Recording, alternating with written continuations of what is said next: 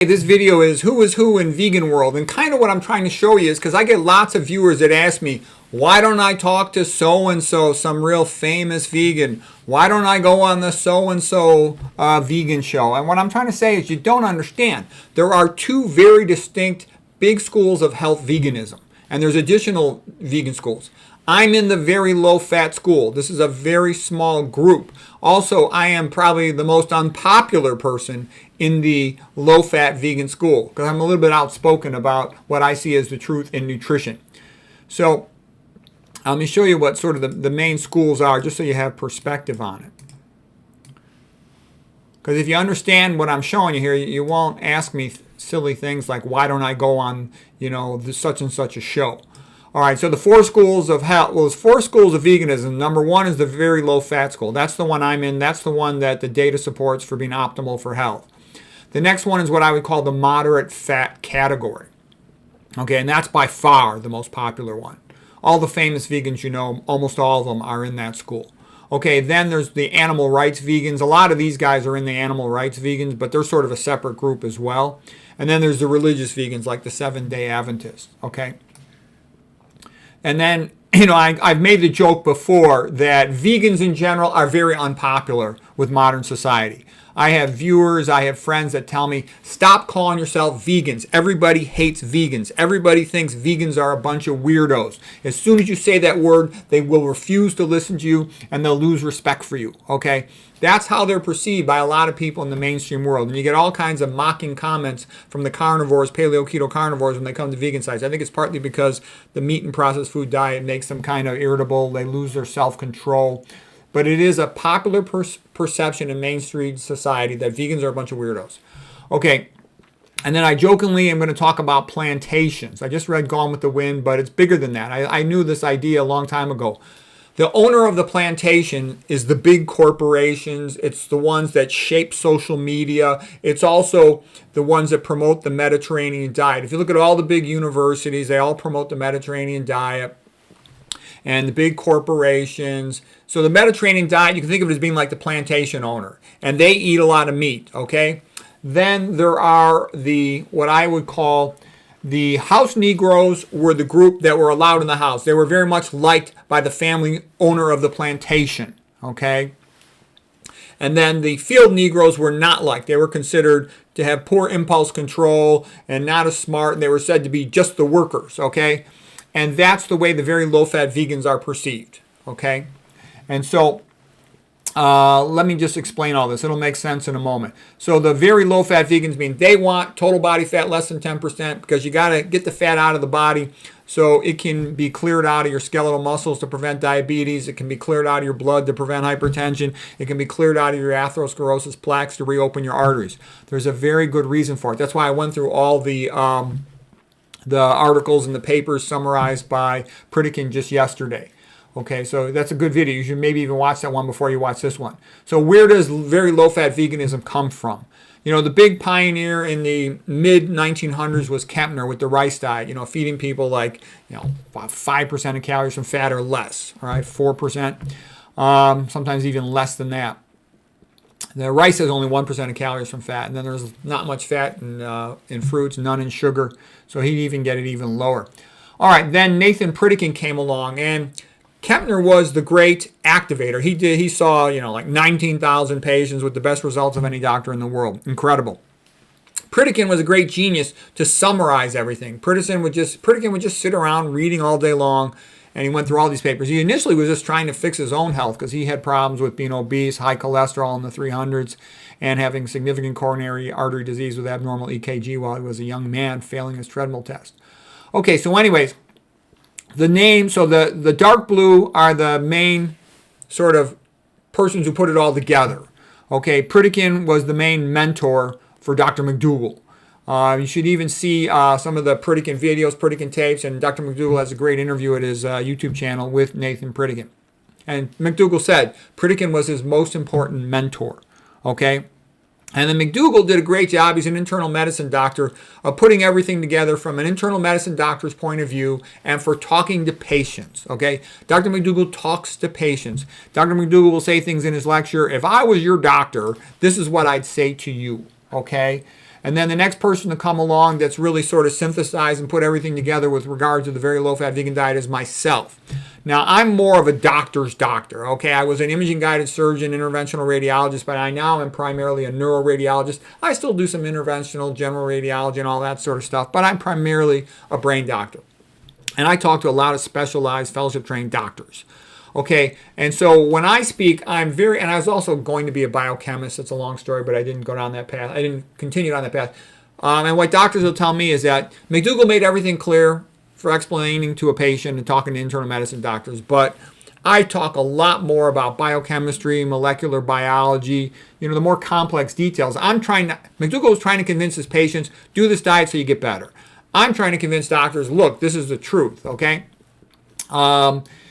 These are all the names in the lighter. So the dark blue are the main sort of generalized persons who put everything all together.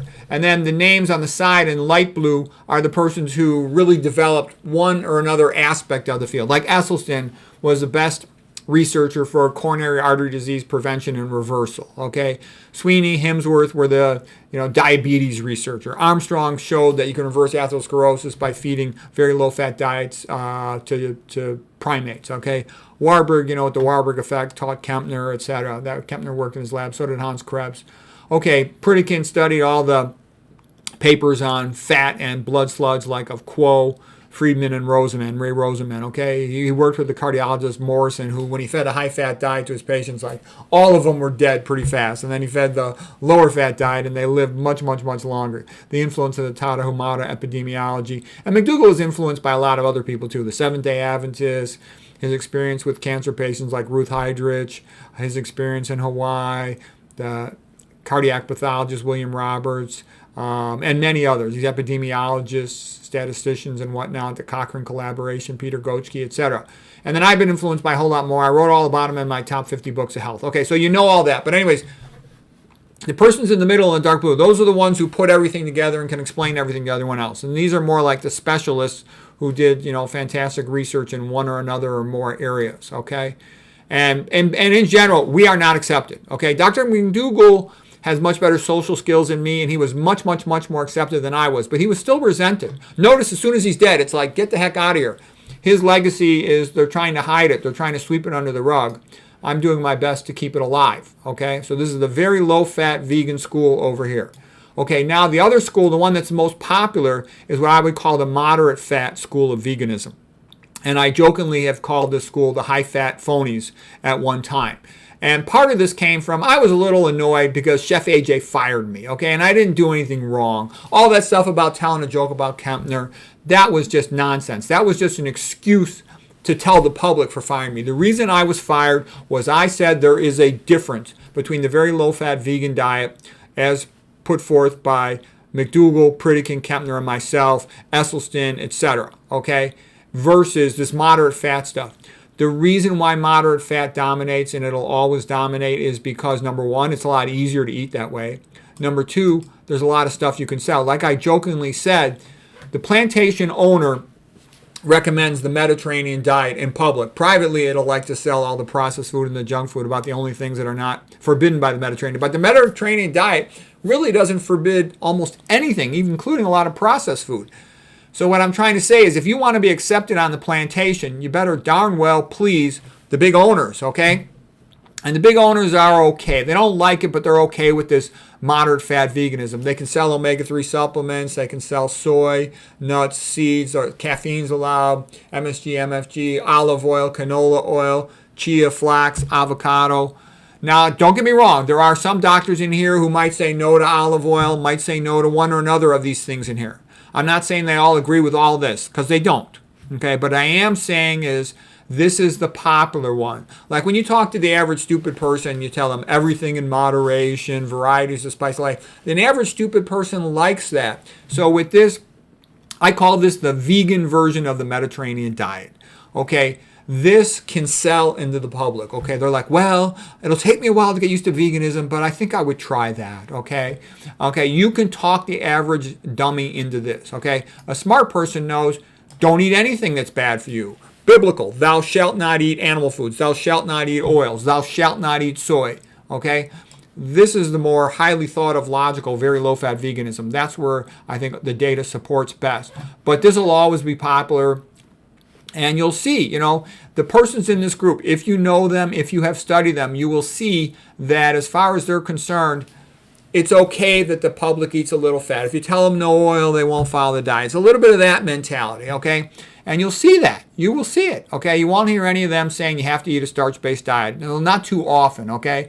And there's other people who play the fence a little bit, If you look at guys like Goldhamer and Lyle, they know Dr. Mcdougall very, very well, okay? But they also know all these people very well.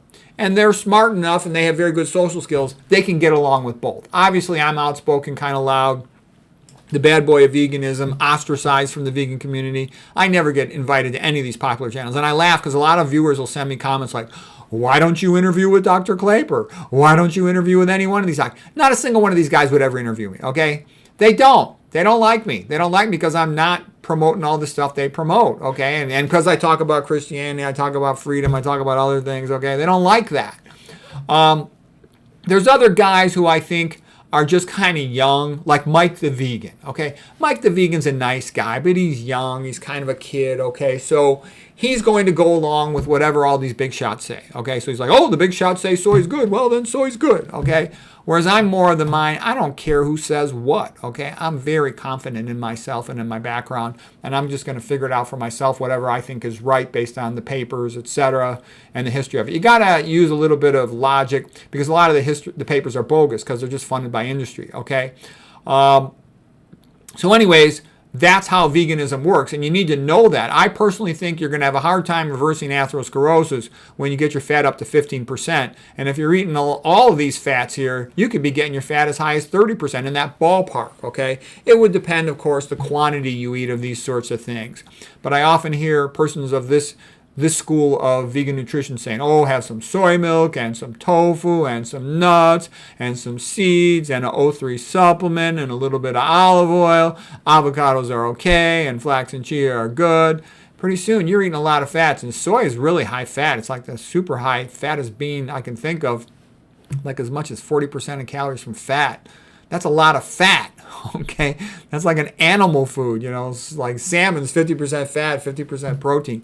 So anyways, that's where it all comes from. And I think these guys are sort of like the best synthesizers that put it all together. Ornish, Klaper, Barnard, Chef AJ in our show, and Dr. Greger, okay? And so, yeah, he's a great teacher, but, I don't agree with all this stuff about the high-fat foods. And so you can learn a tremendous amount from a guy. Greger's really bright, articulate, entertaining, great speaker, all of that. But he still promotes things that I would consider too fat. Okay, that's why I'm in this school over here, the very low-fat school. So anyways, that's how it works. And I think as an audience, as you understand that, you'll be able to make sense out of things. And you can also understand now, that's why I don't mess with this school. I think that all this fat stuff, I think it's going to cause problems with your arteries, with your hypertension, with your diabetes, and those things are going to increase your risk of cancer. So that's why I will not go down this path. And until my last breath, I will recommend this route. I think it's pretty obvious. I think Pritikin's paper I presented yesterday makes it obvious why I think this is the correct optimal course of diet. So if you just want to say, hey, all these stupid pros, we can't get them to eat an optimal diet, let's at least get them to a decent diet. This is reasonable, okay? But a lot of people I know, they've had health problems or somebody in their family's got a health problem and they're pushed to the edge and they want to turn things around, then this is the best thing. So anyways, I hope that was helpful.